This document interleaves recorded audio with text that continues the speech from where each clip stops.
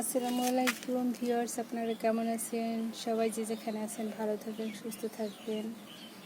এটা হলো থানকুনি পাতা। থানকুনি শাকের অনেক গুণাগুণ আছে।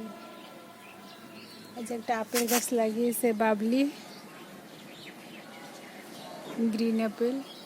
সেই আপেল গাছের গোড়ায় থানকুনি পাতা লাগিয়ে দিয়েছে এবং মালচিংয়েরও কাজ হয়। অনেকবার শাক খেয়েছি, খেতে অসাধারণ হয় এবং শাক দিয়ে ভর্তা করা যায়, ভাজি করা যায়।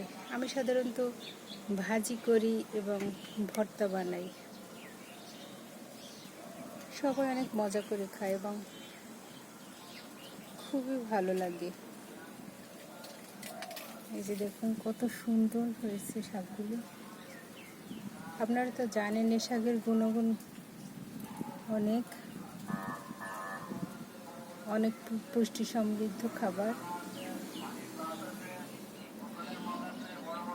Thank you.